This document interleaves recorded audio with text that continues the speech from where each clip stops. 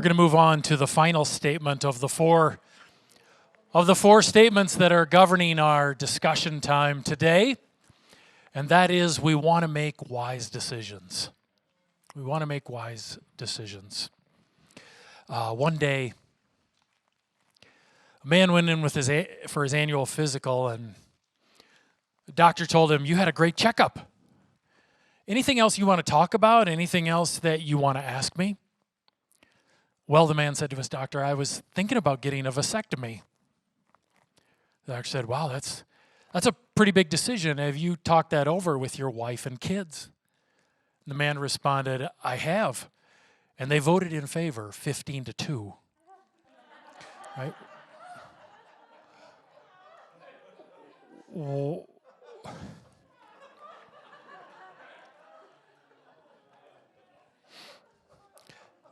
Was that the right decision? Was it a wise decision?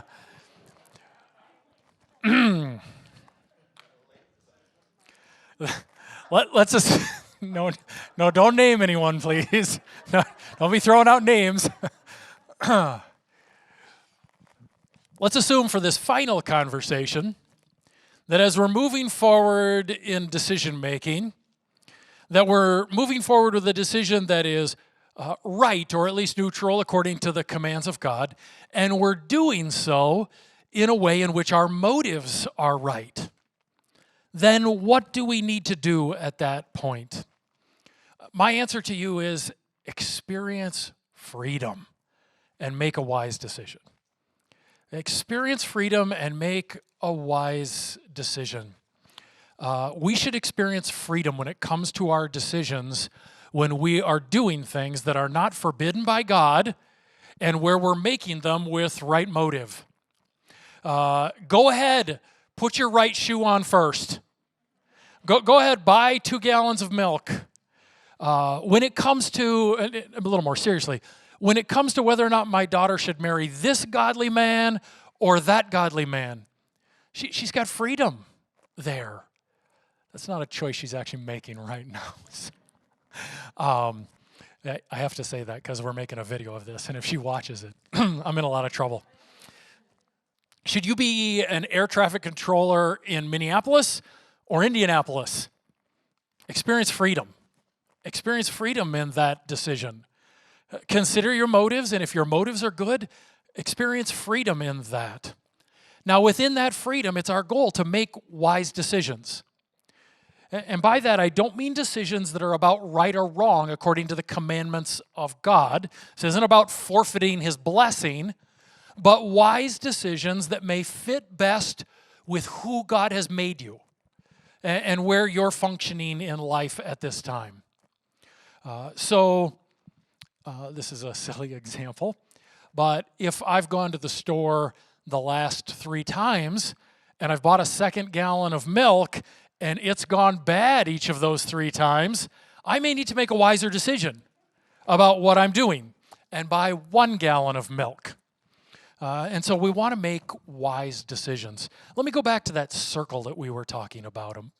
Right? Within God's moral will, we've talked about the fact that there's no exact personal will that you need to find or forfeit His blessing, but there is a range of decisions that you can make within His moral will, some of which might be wiser than others for you.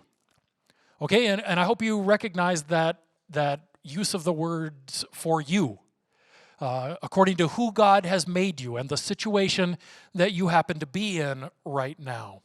There are maybe a myriad of decisions, all of which are okay within the moral will of God. But you might want to discern what one fits best within who God has made you to be as you're working within the circumstances you're in at that time. Let me give you an example because this is all convoluted until I get to something a little more concrete. My son is trying to make a decision, was trying to make a decision about where to go to college. And as we're doing that, one of the things that he and I talked about on several occasions is there's not a college out there that is going to be right or wrong. At least most of them don't fall into that category. And so this is a decision of wisdom. What fits best with who you are right now and the circumstances that surround you? And in the midst of the conversations that we were having, one of the things that he thought and prayed about, he would have loved it if God had just written the college name in the clouds, or maybe in Cheerios on the driveway or something, just something to make it clear, right? But one of the things that he processed with God as he was trying to make that decision was that when it comes to whether or not he was a thermometer or a thermostat, he was more of a thermometer than he would have liked to have been, right? We talked about that language all the time in our house. Are you a thermostat that sets the temperature in the room, or are you a thermometer that's just measuring the temperature in the room and responding to what others are setting as the temperature in the room? And as he was doing an honest evaluation of his life, he said, right now, I wish I were more of a thermometer, but the reality, I wish I were more of a thermostat, but the reality is I'm more of a thermometer right now than I would like to be. And so he said, I think what I need to do is cross off colleges that aren't Christian colleges right now. Right? Not that those are wrong. His dad and mom both went to colleges that weren't Christian colleges, so I hope he wasn't condemning us. But right in the midst of that, he was recognizing who he is. I'm more thermometer than thermostat. I'd love to be more thermostat, but that's not who I am right now. And so I need to kind of narrow my college selection to that. He also, in the midst of that processing, said, I am a homebody who just likes to hang out with his mom and dad, and in order for me to grow up, I got to get out of here. I need to leave the Twin Cities and do some things on my own. He also, and this is almost going to sound contradictory, he also said, in terms of my personality, I'm an introvert. I don't go around, I'm not like my sister, I don't go around and just start conversations with strangers. I kind of sit back and wait for people to approach me, and I'm going to be awfully homesick in this process. So if I was, 30 or 40 minutes from my sister, that would help in all of this. And he also, in his processing, said, I absolutely need to push myself harder. I remember him saying to me, Dad, I was so unbelievably lazy in so many of my classes in high school, right? I have to find a school where I can push myself harder and that will push me harder. And so he picked the best of the academic schools that he was looking at that time, in part for that reason, right? And he's taking all of those things and trying to think about who he is and the circumstances that he's in, and he's trying to make a wise decision based on those things. Was there a right and a wrong decision? I think if he had chosen Colorado Christian College, no, that's not the name of it, Colorado, whatever, or Northwestern instead of Wheaton, I think he would have been just fine. I think he could have a great life all out at Colorado Christian. But he just needed to make a wise decision to the very best of his ability and then move forward with it with full speed ahead. So many people struggle because they make a decision and then they spend the next 6 months second guessing their decision. Should I have done this? I don't know if this is the right decision. And well, maybe I went the wrong path. I'm going to quit. And we got to fall forward, right? Just keep falling forward in those decisions. We make the wisest decision we can in these areas. Again, I'm talking about areas where we're not breaking a commandment of God and where our motives are right. We just make the wisest decision we can within that framework, and we own it and we move forward. So many people in these situations want to hear an audible voice from heaven. They want an angel to appear to them in a dream. And because they're waiting for that kind of communication, they don't make a decision at all, which is in and of itself a decision. And so we want to have freedom to make wise decisions and move forward in these areas. When I was figuring out whether or not to marry Erica, what should I experience in that situation? Well, first of all, right, I'm kind of working through some of the checklists that we've talked about. Oh, back here. And I'm like, okay, what are God's commands related to whether or not I should marry Erica? Well, God wants me to marry a believer.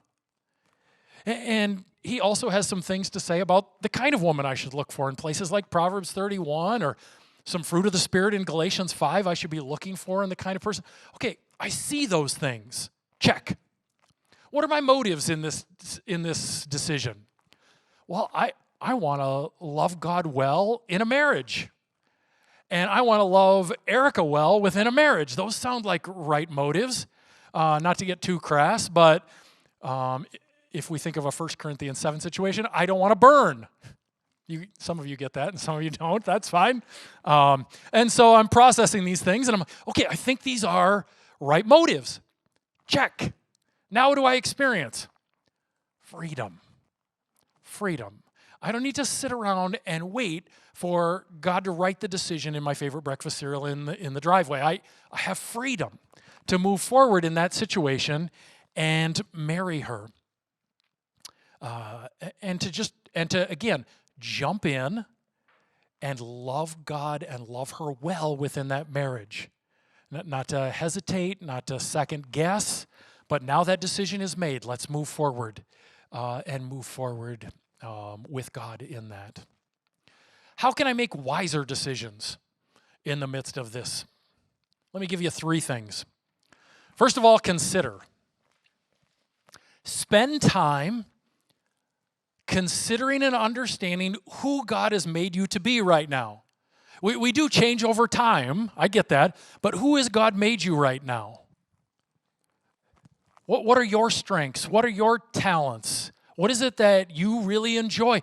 Understand those things. Spend time thinking about those things so that you can make wise decisions based on who God has made you to be. Second, seek wise counsel, right? Find someone who will consult with you. Seek wise counsel. All of those proverbs are about finding counselors and wise counsel. And there's plenty more proverbs about getting people who will speak hard words into your life. We need that. We need people who will help us with the first step, consider. Because I got blind spots, right? And so I need people who will speak into my life and say, hey, Matt, you're really good at this. But you're thinking about doing this? If at some point I decide that I should try out for the worship team, somebody needs to grab a hold of me and say, oh, that's a bad idea.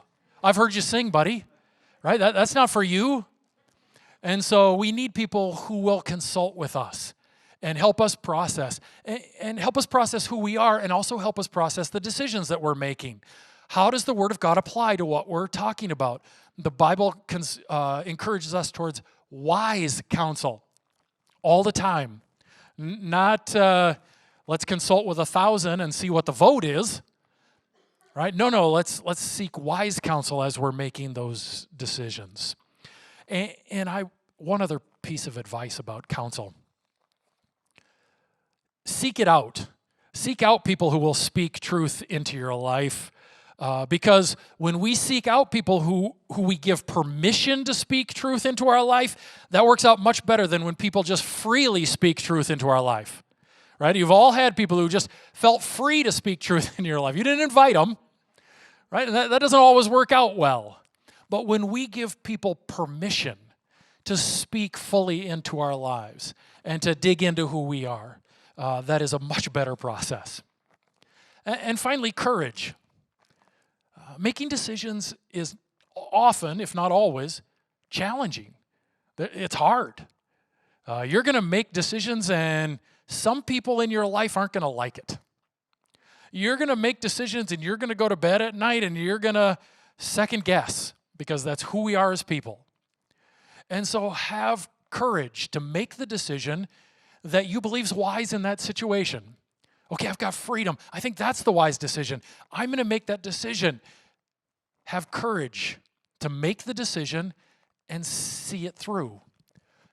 More people fail because they give up on the decision that they've made than because they've made the wrong decision.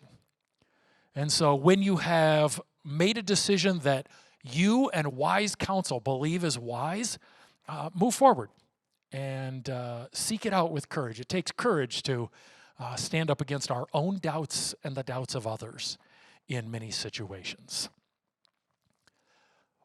One final time of discussion here for us around our tables, around this question. Who's wise counsel in your life that you can seek to speak truth and help you process decisions? Right? Who is that in your life that you know I can go to them and they're going to speak truth? I'm going to ask them to speak bluntly, and I know they will, but they're also going to speak biblically into my life and help me consider these decisions the way that a believer should. Spend just a couple moments sharing at your table. Who is that that is wise counsel for you?